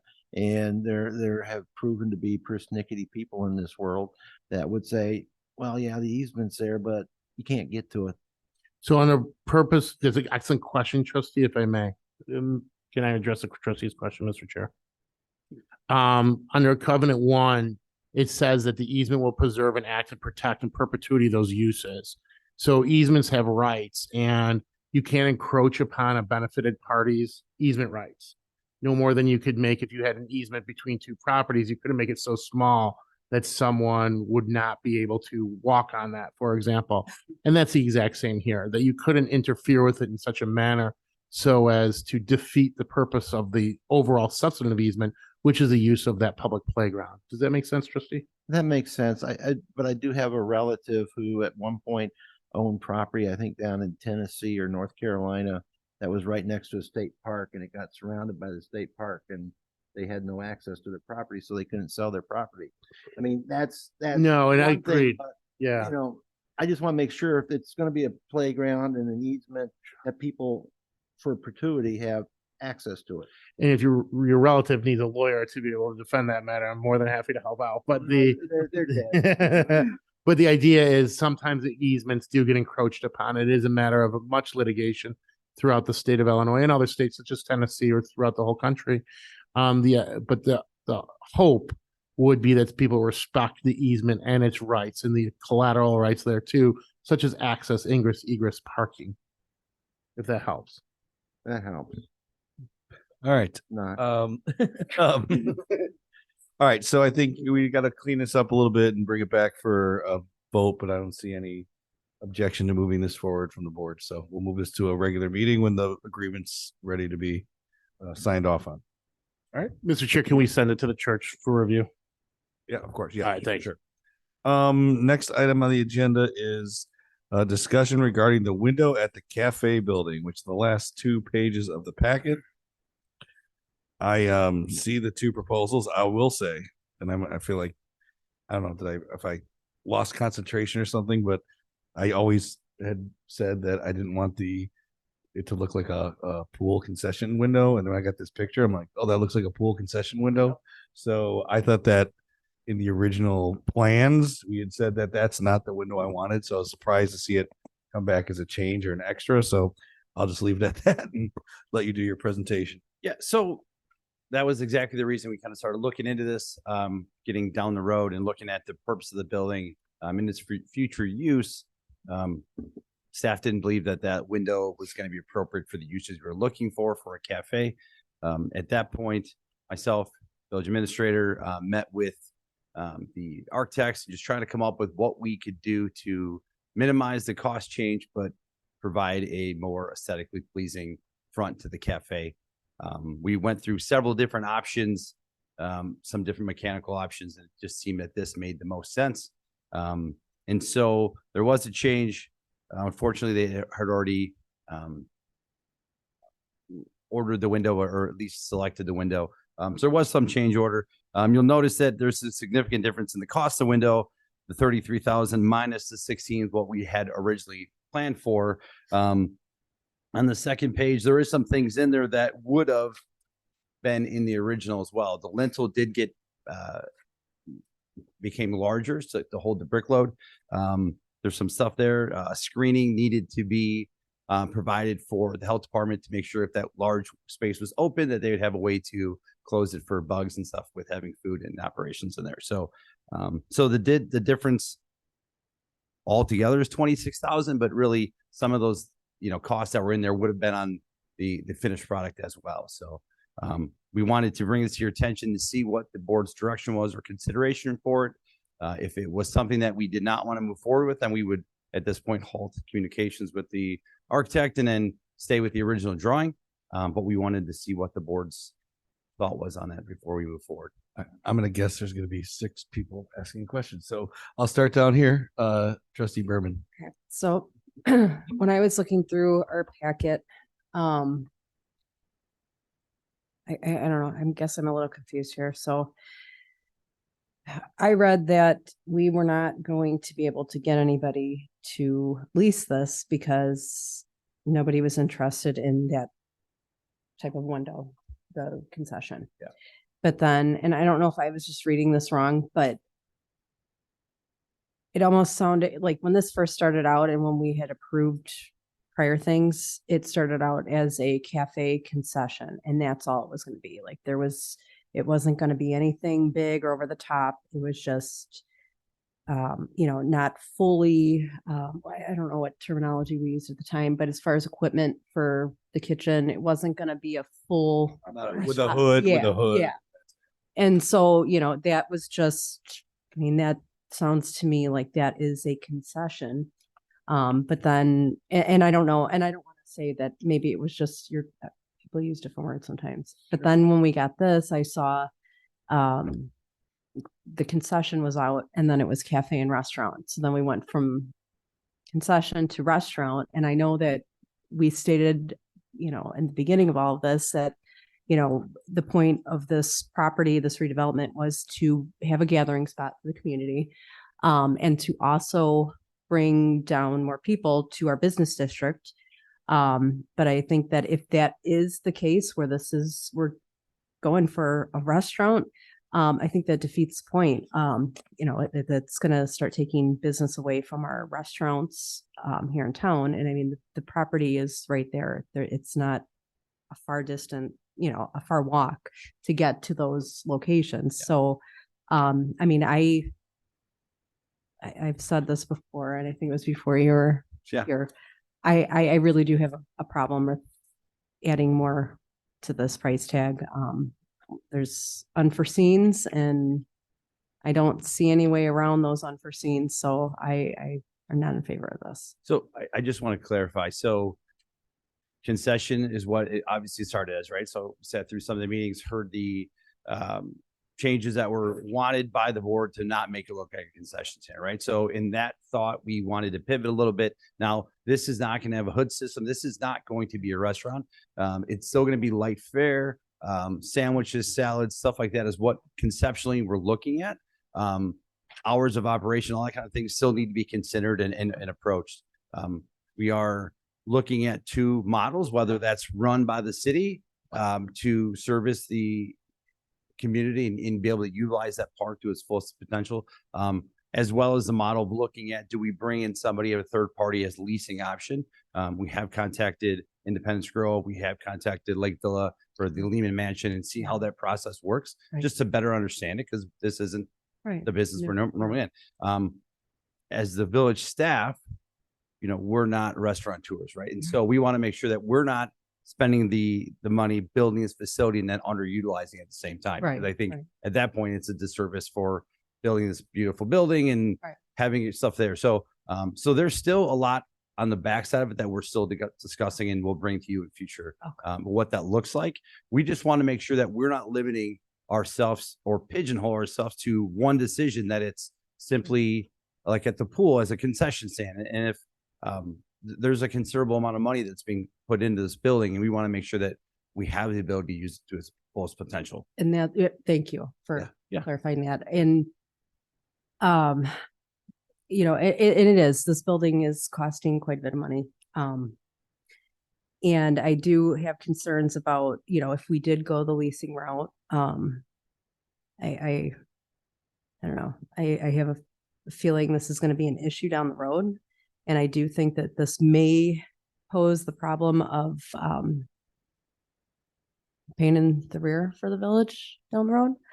And I know that we had talked about if there was any ways of cutting costs for certain things. And I don't even know if this is possible. I'm just completely throwing this out there. But if there was no concession area altogether, I mean, that from looking at the blueprint, that would remove about a quarter of that building. I don't know what the cost savings would be on that, but I mean, is that even could that be a consideration at this point? So I'm not saying let's do it, but all I can tell you is that looking at the building and when you're bringing the water, you're bringing the utilities, we need somewhere to be able to have the lighting and all the IT and all that stuff. So the cafe itself isn't very large, right? So what you're going to save by removing it, I don't know if that actually in the long term becomes a savings, because the potential of what income you could have brought in, right? Or having the right vendor, if they did do a lease, how you could offset or essentially pay back the building, the building of that building. A bathroom or an electrical room, unfortunately, there's no ROI. And so there's a cost that we're never going to retain, where we possibly could by having some type of concessions put into that building. Another thing too is we want to really make sure that programming and amenities are brought down to the park so it's fully utilized. And by having nothing there, A concern was that, will it be utilized as well as it would be if we had some type of facilities on property? So, and again, what that looks like as far as hours of operation and food and all that stuff, that still has to be really kind of locked down, and you guys will be very involved in that decision when that comes forward. I just don't want to skip a step and then all of a sudden we come back and say, I wish we would have had some way to bring in revenue or, have programming that needs some type of facilities. Can I just make one more quick comment? That's it. And I don't, Sure. that's it. I mean, and we also we passed the ordinance for food trucks too. So, I mean, it's there, we also have that as well as the businesses downtown. So, I mean, we're not, I don't know. Just one thing I will say is talking to a lot of the businesses. I think in the last 2 months, I've done an extensive job of talking to businesses, and the impression I'm getting is not that is going to take people away. So you have had that conversation. Absolutely. Yeah. I mean, that's brick and mortar to me in the downtown is one of our biggest assets. And so having the communication, the feeling is that it's going to bring people downtown. Friday nights, if somebody wants to go to the park and have small music, have a glass of wine, and then go up to Olive Area or go to Stage 51 or wherever it is. I don't think this is ever going to replace a dinner service. It's just going to be, again, small fare. So the consensus I've gotten so far is that this would actually, we think, help bring people into town, and then from there create kind of an environment to have dinner in it. Stuff like that. So more of like it's an appetizer. Snack. Yes. And okay. Or have dinner in town and then come down and listen to live music and have a wine selection or something like that is available. Thank you, Trustee Bluthart. Okay. Couple quick questions. Weather. We're talking about a year-round operation out of this facility. Once we get to this time of year through April, are those windows, they're not going to be open like that? So the way that the window how works, would that work? So it's if you could see, if you look at on the very bottom right corner there, so they're bifolding windows. So essentially what happens is there's 6 panels all together. 5 of those could stay closed and one of them just simply opens and closes. So you can serve food out of there, still close it up. So you have a heated environment for the people working in the cafe. So it does give you the ability to open it up fully in the summertime or also close it down to have one service window if that was, a weather element issue. Okay. So if I'm understanding these windows properly though, how would someone, middle of winter, they're all closed. Someone comes up, do they have to open that one then? So just the one window. So if the very left, so the bottom right corner, you see there's kind of a thicker stack, right? So that's 5 windows that accordion onto themselves. The one on the far right is its own independent window. That window, so essentially the 5 would be closed, and then this 6th one could actually louver open and close. But you could have or only one window would open at a time, or in the summer you could open up so you have a full window. So close to half the time of the year, it's going to be very similar to the other window. Well, I would hope that we could use it 3 times, Well, no, but you understand what I'm saying is because the other windows are I understand they're not as wide open as those, but they would serve the same purpose during the winter as these windows would. Sure. Number one. Now I understand obviously the building is heated. The building is not air conditioned, correct? It is. It is heated and air conditioned. Yes. Okay. Why would we put air conditioning in if we're gonna have a wide open space open all summer just with a screen? Well, so if we have obviously very hot days, we could close the window, but for the most part, we'd be able to, spring, middle of summer or early summer or fall, we'd be open. In regards to, so I guess I'm having an issue because I'm picturing people coming up to this area to order things with those smaller windows or the individual windows. You have a natural 2 rows. You could have a order pickup type situation. How would that work with this when it's say in the summer and it's wide open? Where is there going to be just a mass of people coming in, or are there going to be individual lines, or how do you envision that? I guess I look at something like Dairy Queen in town where it's a large window. It's going to be very similar. You're going to have people come up from the left side, pick up on the right side. I think we leave it up to the vendor to kind of establish the flow. But I would think there'd be some order to how that process happens. And then in our discussion that you and I had regarding this, you mentioned that the different potential vendors that would take over this establishment kind of requested this. Did they say why? So I talked to two vendors that are very interested in it. They're both businesses here in town, as a alternate location as well, or auxiliary location. They want it to look like a cafe, so that way it doesn't look like a concession stand, because the appearance of a concession stand as opposed to a cafe just seems a lot different. So if, you know, if they're serving wine and paninis or something like that, they want it to have a nicer appeal that looks more inviting as opposed to just a concession stand.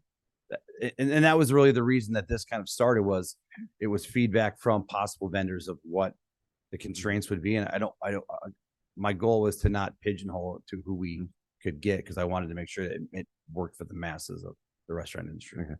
And then I don't know if you would help me on this, or maybe Jim Kine, but walk me through this change event so that I understand what was in the original quote versus what is an additional, because your original email to us mentioned 20,000. This is up to 26. You know, obviously I can understand that that new style of window is the 33,000. We're getting a 16, just under $17,000 credit for the old window. Yep. So the screen is, where would that screen be on that window? So How would that work with that? I don't know if they fully decided yet. There's two options: one that pulls down, or one that goes left to right. So it would be out of the way, tucked in. There's no review or no. Really, basically, that screen would be up all the time when those are open. So they'd have to either keep moving it one way or the other to. I mean, it has to be there for the purpose of the health but for department. food service, are they allowed to do that without a screen? For food purposes, they are required to have one, but it does not have any specifics on how long it has to be open or closed. So there's a lot of places, if you go downtown, Libertyville, a lot of these places that have these. There's a screen that's there by code, but a lot of times they're not utilized. Okay. The additional 5,000 for the lentil. Yep. I mean, there would have been a lentil above those windows originally. So why is there an additional? So it was beefed up. It's a little bigger. The window opening became a little bit bigger. So yes, there's some things that are going to be repetitive that would have been in the original quote. So that's why the 20 is realistically kind of the difference of them, but there's some things that would have been on both. Well, that's what I was trying to figure out. You said the opening was gonna be a little bit bigger, but then they gave us a credit for the opening size change, which to me would mean it's probably going down in size, but yet we're charging more for the one. It's actually going up. I think at I don't know if it was the masonry loads or something like that was changing. I'd have to get the exact details on that, but I know there was less brick being used, obviously, and there was some changes that were. Yeah, I just want to get more specific. I mean, I'm not against the design. Is there a drop dead date that we would have to make this decision on this? We wanted to bring it to your attention just to see if it was a conversation that made sense to move forward or not. So it was just, you know, we've had architects that are working on it. We don't want to have any added costs that don't need to be had if this was something that the board was very against. Well, no, that I understand. Yeah. That, but I just was wondering at what, I mean, because there's going to be a point where we have to say yes or no, correct? And yeah. So it's going to be soon. It's not next spring. It's going to be now. Okay. All right. No, I appreciate all your work on this. I honestly don't have a problem with this, but I would like a little bit more info on the actual costs and once again to have that discussion about the use of it and to further that up, because you know, like we talked, there was a lot of great ideas, but we haven't as a board had that full discussion. I think that's going to be an important step as we move forward. Yeah. Thank you. Thank you. All right, Trustee McNeil. I really like the new window design, and I just wanted to share that I went to a concert in Aurora, which is a much bigger municipality, obviously, but it was a neat experience. They had a similar concept with like the open windows and they were serving wine and snacks, and it was a really neat experience and people really enjoyed it. But one thing I noticed with theirs is they did have signage. So I was thinking, you know, do we have a spot for that? Like if there's a vendor in there and they've got a menu, where are we posting that? And then like Trustee Bluthart said, in their model, they sort of had signage for here's where you order, here's where you pick up, but it was tastefully done. Sure. So I don't know if that's something that would be incorporated or if it's going to depend on our vendor. Well, we actually talked about that today. There's some things that we had originally had, like, you know, big bold letters above saying concessions, or above the bathroom saying restrooms. We think there's a more tactical way to do it so it looks nice and it meets the aesthetic appeal without having huge 8-inch letters saying concession stand. Okay. Yeah. My other question is with the screens, I just don't understand how the nano window works. Like, so I know like flies and bees and things like that. Can Yep. they pretty much close it off if we're having a rough, You can bee close off pest? absolutely the screen again. The screen, and we're not finalized on it whether it's going to pull down or it's going to be pull over.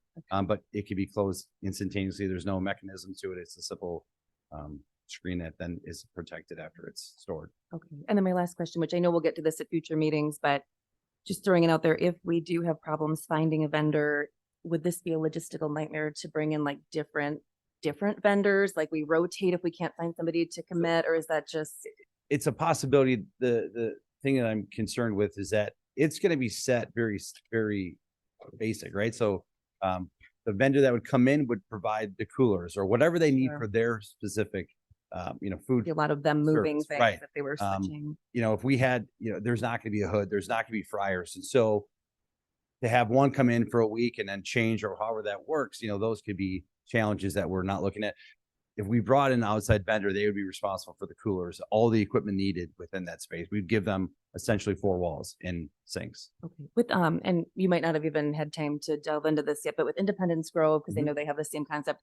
Is it run by the Forest Preserve or do they use a private vendor? They use a private vendor, yes. Okay. Yeah. So I'm trying to get their final contract. I got the stuff from Lake Villa, so I know they do it on a percentage. Okay. The original thought was that we were going to do this on a monthly, fee and try to sign like a 3-year lease, right? So that we have some stability to it.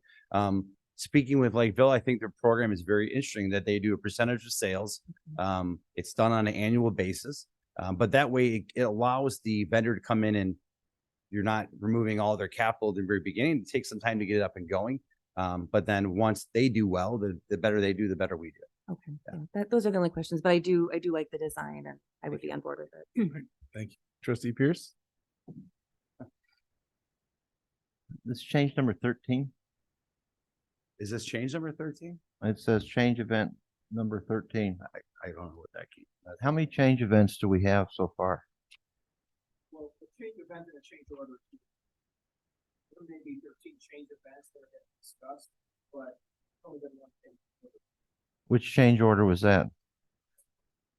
How much was that? 200. 119 for the conduit, and then Are we talking about Comcast? for the conduit. For the conduit, all the And yeah, then there was Utilities are not a change. yeah, not the utilities were changed. It was just a conduit. Change order refers. Jim packaged those 3 things together, I think. Yeah, I put those together because they went together, but a change order is very specific to the contractual language of our relationship with Bowler. What was the total cost of the utilities being put underground? So it'd be pretty over there. It was $460 something thousand. Okay, which was like $250,000 above what we were expecting. It was about 200, about 200 more than we were expecting. We were expecting, or we had budgeted 250. It came in at 460, so 210 approximately higher. Yeah. Okay. And at that time, we discussed how we were going to be on our P's and Q's and watching our dollars spent. If I remember correctly. I'm constantly doing that. I know you are, but I'm talking to the board in general. I mean, maybe shame on us that we missed that they went from our discussion of having a nice non-concession style opening there to where their final plans had a concession style opening. We didn't catch that, but I mean, we're gradually growing the money we're spending there, and we need to keep an eye on it. And this is not just we're changing the windows going across, or this is a $26,000 change. And I don't understand why we can't put some fancy things around it, like shutters that close and open and make it look nice, but at the same time, and protect whatever windows are there when the place isn't in use. But at the same time, not rebuild the whole thing, to use accessories to make it look nicer and not use a rebuilding, replanning of the thing. So this is one of those cases where, yeah, I'd like it to be this nice fancy accordion window thing, but you know, I don't think I could support changing it up in this case. And going forward, I'd like to, you know, if we're having either change orders or change events, I'd like to have the board to have a running list of them so we can kind of keep track of where we're spending our money so that we know. So just as an aside on the change orders, I did ask because in a past life I used to do a lot of mechanics lien litigation to have a list of every change order. Usually they have a booklet with the change orders and a running list, and the contractor did say they'd start supplying that. So as we have a binder, I list every one, change order 1 through whatever, with the corresponding order, because I think the last time when we had to sign off on it, it was more of just a invoice and they were going to get us a change order. So I'll follow up with them on that item too. Yeah, because I'd like to keep track of Yeah. what we're spending and what we're changing. Yeah, we should have a booklet for that, and we will. All right, thank you, Trustee Masek. Okay, I love it. I don't think this window would even pass the health department. Anybody would eat food in that place with all the flies going in there would be gross. The health department has already seen. Hold that. Because most restaurants don't have an open window like that, flies that come in. The question with this place is, I didn't interrupt anybody when they talked. I said, you're quiet. So I'm gonna get my comments out for the next 30 minutes. Because everybody else got 30 minutes, I timed it. What are we gonna charge for rent? Are we gonna charge normal rent? And this is questions I want everybody to think about this. Are we gonna charge normal rent for restaurant use? What kind of food? Is the village gonna sit there and dictate the menu of the food? If these are open all summer long and you have flies going in the window, why doesn't McDonald's have windows like this or any other restaurant have? Because it's flies. You're gonna have flies going on open food laying on countertops. You're gonna have a problem.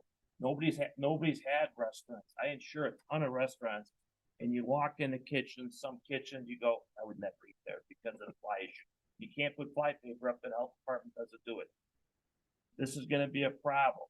And you're gonna rent it to someone that says, hey, I'm gonna pay $1,000 more, but I'm gonna put Korean food in there. Can't turn down the money. And what now we're gonna dictate the menu. These windows, the change order, we're over budget. We gotta start being fiduciary on the stuff. I like the old windows. I'm not gonna sit here every single night for an hour saying we gotta have a new door. We got to change the window. This is silly. We sat here with the architect saying this is the window we wanted. Now we're going to do this every hour at the end of the meeting doing change orders. And we're going to have a book this thick, and this is going to be now a $15 million project. And it's not going to be out of grant money. This is going to be out of taxpayer money. So I think the old windows are perfectly fine, because you're going to be able to close them. These windows, you're going to let moth, bugs, and everything else go into a restaurant. That's why back doors. And I worked in a restaurant when I was a kid for 4 years. The old Dutch Arbor, which he left that back door open, and he had every single bud coming off that's Lake Marie. This is going to be the same issue. So we're getting change orders on this. I haven't seen anything, like the cameras in the parks, the full things. So I hope all this money we're spending this doesn't take away from our security, because every time we look, money, and everything else, if I had windows open like that and I saw a bunch of flies, no way I'd eat there. No way. And that's why restaurants have the windows. They can close fast enough to get rid of the bugs. You leave windows open like that, you're gonna have a bug problem. Anybody that eats flies, good for them. And then nobody's gonna use that restaurant. And on top of it, what are you gonna do when someone wants to do the cheerleaders, the football team or whatever? But this place we're putting is competing with salads, sandwiches. Last time I Vegas sells sandwiches, salads, The lodge sells sandwiches.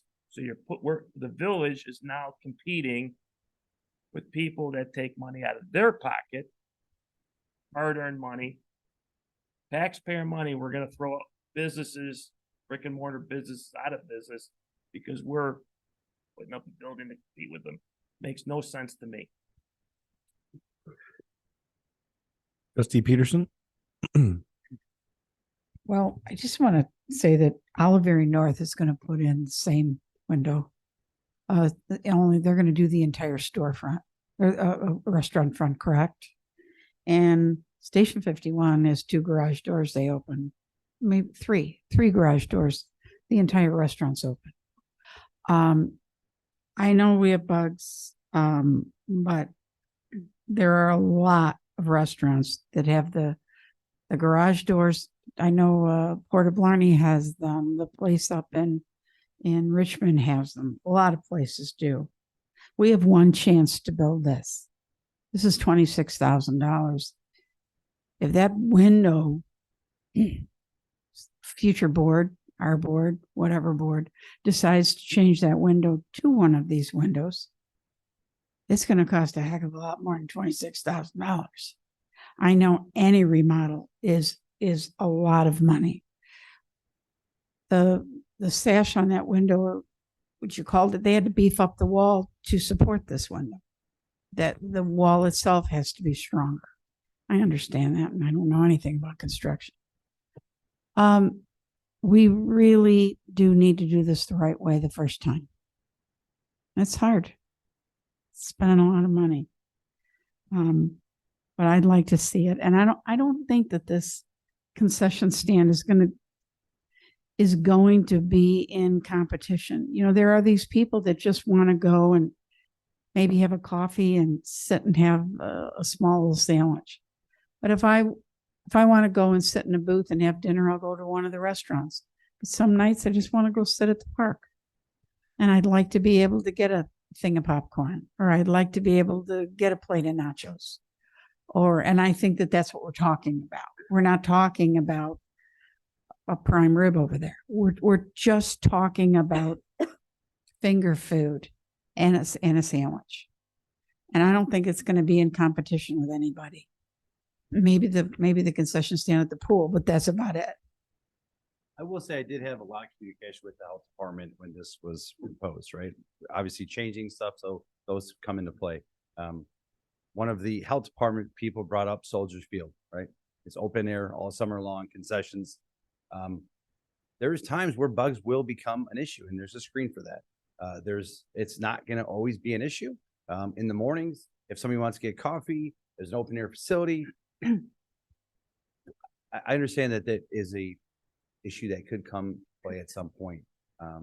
But talking with them, they said, look, we have to make you have a screen on it. However, I would encourage it to be open most of the time because that's what people are looking for. If it becomes an issue, you close it. It's as simple as that. So, but they were very supportive of it. So I spoke, like I said, at length with the health department. Yeah. Before this was even ever thought to be brought up. We're a resort community. There are a lot of resorts out there on the lake. Blarney, as a matter of fact, has an open air kitchen, with a window right there. So where we're trying to get to is obviously we don't want to proceed on this and waste a lot of people's time, including architects and contractors and everybody else, if there's not 4 votes to support it. So that's where we're trying to get to. Well, I support it. Trustee Berman? I'll tell you right now, I'm not gonna vote in favor of this and add more money on. And I know you stated about Lehman Mansion, looking at their model, how they're doing, getting people in there and how that's all working for them. But this is not Lehman Mansion. That's a different aspect. There's more of a, I don't know what word I'm looking for, but it's different from a small brick building that houses our splash pad equipment. It's concession stand. And I do think this is going to be an issue down the road that's going to be a pain in the rear for the village. It already seems like it's become that. So that's I don't want to waste your time. No, So I I'm- appreciate your just being forthright. Yes. Anything else on this end? Just Yeah. one last comment is that the one thing that I really liked, because I know Trustee Pierce has talked about, the one bite at the apple thing, which maybe the apples are different that we're looking at now. What do we want to make that apple look like? But the one nice part about Aurora that I noticed when they had this open window was that they were able to kind of like display things and use it. They weren't so, here's your food. They were able to kind of set up like a mock spread of the little snacks and things that they had, which was really nice. People were able to kind of see it, and it was just, the flow was just better. So I know we have to be budget conscious. If it was me, I know I told Administrator Kime I love the Babbling Brook, but I understand that's too much money. No one else is going to go for it. I'm willing to cut those extras, but I think this is a small amount of money that could really make a nice difference. I understand and respect everyone's opinion, but I'm really for it. So I just wanted to add that in from other places that I've been. It seems to work really well. So that's it. Trustee Pierce. A couple things I want to address is the concern of we're impacting local businesses and restaurants. The towns that I see succeed have people flooding into them, and everybody's getting a bite at the apple.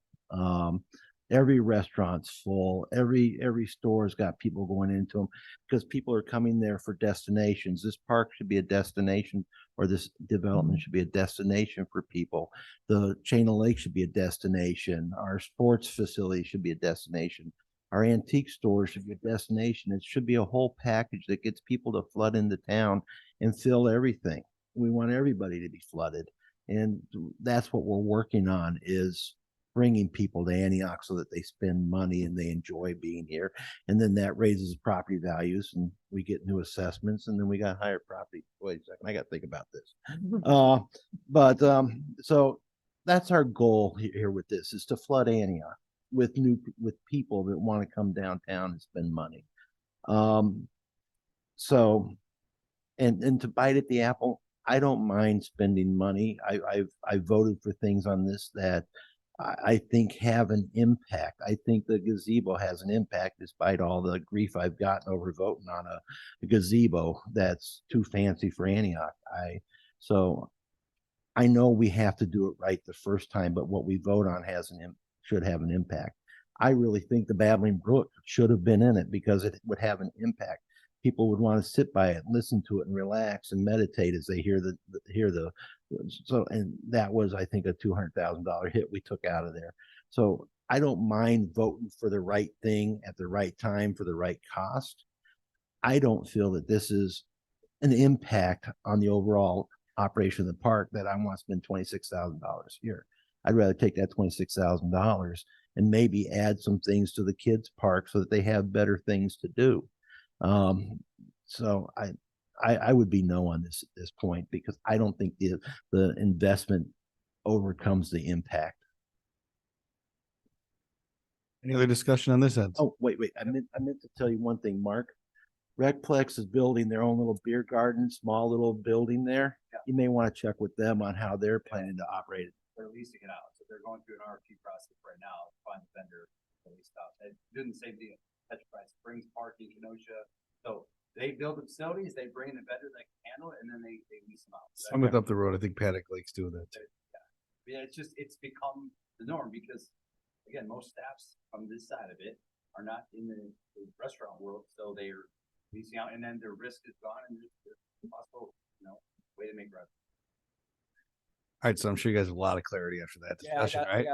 Yes, maybe. And All right. no. So I think that we, again, since it's not a immediate thing, if it needs to be discussed one more time in 2 weeks, but then it needs to move forward at that time, right?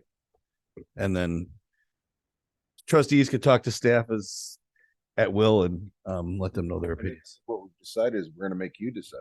Okay, well, I don't know. All right. If you wanted to be mayor. You're still on naming rights and that thing? All right.